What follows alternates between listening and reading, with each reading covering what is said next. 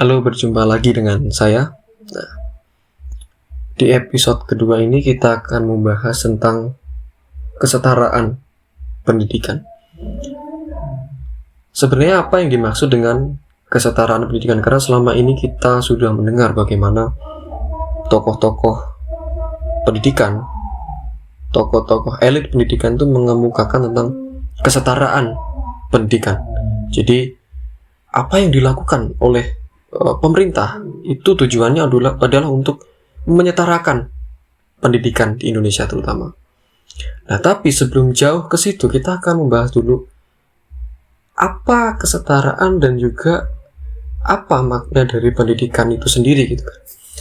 Kalau kita memahami kesetaraan adalah sebuah kesejajaran atau persamaan, maka kita akan memahami terlebih dahulu apa yang disebut dengan pendidikan sebelum kita akan membahas lebih jauh tentang kesetaraan dalam pendidikan ini. Sebenarnya apa itu yang dimaksud dengan pendidikan gitu kan? Nah, secara konseptual pendidikan itu sebenarnya adalah proses mentransfer informasi atau ilmu. Proses mentransfer informasi atau ilmu kepada orang lain. Atau proses mendapatkan informasi atau ilmu dari orang lain gitu kan. Jadi definisi pendidikan itu sendiri dapat bergantung pada objek dan juga subjeknya gitu. Sebagai pendidik dari kacamata pendidik, tentu kegiatan pendidikan itu adalah proses mentransfer informasi kepada orang lain. Orang lain yang dimaksudkan di sini adalah siswa-siswi atau murid atau peserta didik. Sedangkan dari sudut pandang sebagai peserta didik atau murid atau siswa, proses pendidikan adalah sebuah kegiatan mendapatkan informasi baru dari orang lain. Nah, orang lain yang dimaksudkan adalah pendidik, seperti guru, dosen, tenaga pendidik, dan sebagainya. Nah, ini adalah konsep dasar dari sebuah kegiatan pendidikan, yaitu mentransfer ilmu. Pada dasarnya, kegiatan pendidikan ini adalah mentransfer ilmu. Walaupun secara teoritis sebenarnya dalam kegiatan pendidikan itu tidak terbatas pada proses mentransfer ilmu saja, tetapi lebih dalam apa yang ditransferkan atau informasi yang ditransfer melalui proses pendidikan itu tentu sesuai dengan kriteria-kriteria tertentu yang ada di dalam teori-teori pendidikan. Tetapi kita akan memahami dulu bagaimana konsep dasar dari sebuah pendidikan ini. Nah, kemudian apa yang ditransferkan di dalam kegiatan pendidikan itu merupakan aspek yang paling utama di dalam pendidikan. Nah, kita akan memahami dulu sebenarnya aspek apa yang ditransfer dari pihak satu ke pihak kedua atau dari pendidik ke peserta didik dalam sebuah proses pendidikan. Jadi apa yang ditransferkan guru kepada siswa atau muridnya di dalam proses pendidikan ini tentu. Nah, aspek yang ditransfer itu adalah aspek kognitif. Jadi kalau kita bisa memahami, aspek kognitif ini adalah aspek yang mencangkup pola pikir manusia gitu kan. Perkembangan berpikir dan juga perkembangan nalar manusia. Jadi, aspek utama yang menjadi objek dari sebuah kegiatan pendidikan ini adalah mengenai perkembangan kognitif gitu kan. Jadi, pendidikan itu fokus utamanya adalah mengenai aspek kognitif gitu. Bukan yang lain gitu. Informasi yang ditransfer kepada guru dan kepada dari guru kepada murid itu bukan informasi berita atau informasi yang hal lain gitu, tetapi informasi yang ditransfer antara dari guru ke murid itu adalah informasi yang mencangkup perkembangan kognitif gitu. Nah, itu adalah konsep dasar dari sebuah pendidikan, walaupun kalau kita bahas lebih dalam akan masih banyak lagi aspek-aspek yang mencangkup pendidikan ini. Tetapi yang akan kita fokuskan pada pembahasan ini adalah kesetaraan. Kesetaraan dalam pendidikan gitu kan. Nah, kalau kita pahami bahwa kesetaraan ini adalah sebuah kesejajaran atau kondisi di mana adanya persamaan gitu kan, maka sebenarnya pendidikan atau kegiatan pendidikan itu tujuan utamanya adalah mencapai sebuah kesetaraan gitu kan.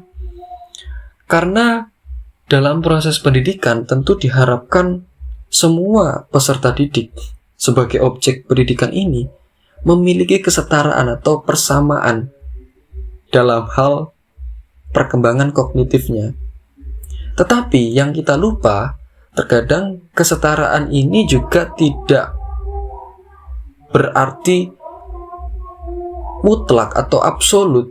Tidak berarti bahwa pendidikan itu harus mencapai sebuah kesetaraan gitu. Karena kita lupa bahwa setiap peserta didik itu memiliki karakteristik yang berbeda-beda. Tentu ada anak yang lebih cerdas, ada anak yang kurang cerdas, dan sebagainya. But itu bukan menjadi sebuah permasalahan gitu kan. Tetapi yang akan kita bahas di sini adalah mengapa perlu adanya kesetaraan ini gitu kan. Oke, jadi mengapa perlu ada kesetaraan dalam sebuah kegiatan pendidikan gitu kan? Tentu dalam sebuah proses pendidikan itu kesetaraan menjadi sesuatu tujuan utama. Walaupun dalam prakteknya terkadang kita salah memahami soal kesetaraan itu sendiri gitu kan. Tetapi yang jelas kesetaraan itu merupakan sebuah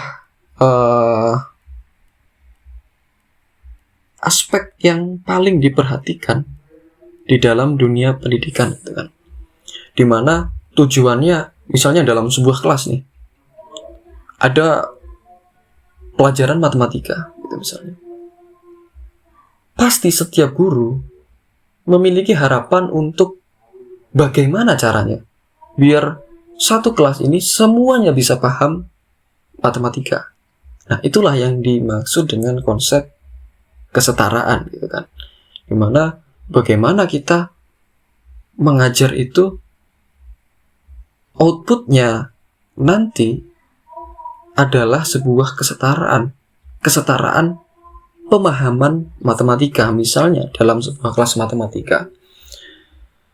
Tetapi yang kita sering abaikan adalah perlunya konsep kesetaraan ini juga harus diimbangi dengan bagaimana cara kita mencapai kesetaraan itu sendiri gitu kan.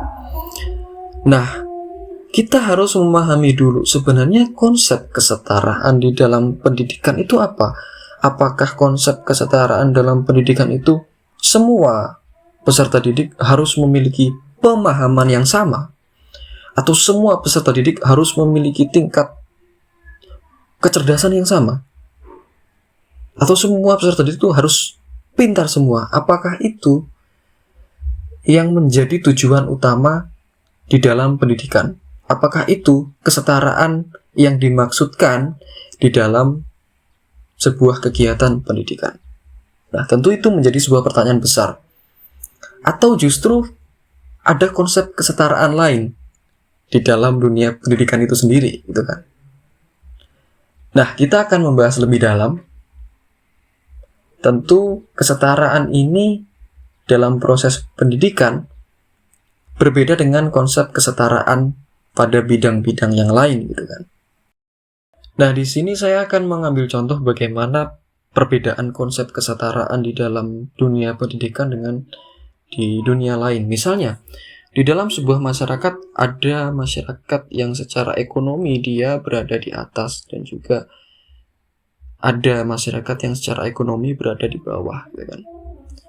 Kalau kita lihat konsep kesetaraan dari sisi ekonomi ini tentu perbedaannya sangat kontras. Artinya masyarakat yang memiliki ekonomi tinggi itu tidak setara dengan masyarakat yang berada di ekonomi bawah. Tetapi dalam dunia pendidikan, kesetaraan itu bukan berarti semua siswa harus memiliki kemampuan yang sama atau semua siswa harus memiliki pemahaman yang sama mengenai sesuatu. Karena pada dasarnya pendidikan itu tidak bisa memaksakan setiap orang untuk mencapai tujuan tertentu. Karena proses pendidikan itu sangat menghargai perkembangan setiap individu. Proses pendidikan itu sangat menghargai perkembangan anak. Jadi, misalnya di dalam sebuah kelas ada 25 orang peserta didik. Dari 25 orang peserta didik ini, kita misalkan 20 diantaranya sudah lancar membaca. Kemudian 4 orang masih terbata-bata.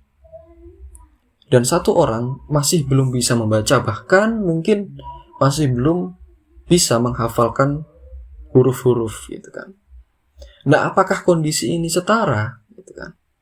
Tentu tidak. Tentu kondisi ini tidak setara. Nah, lalu bagaimana cara untuk mencapai kesetaraan itu? Dalam prakteknya, pada faktanya, kita sering memaksakan peserta didik untuk mencapai taraf kesetaraan tertentu.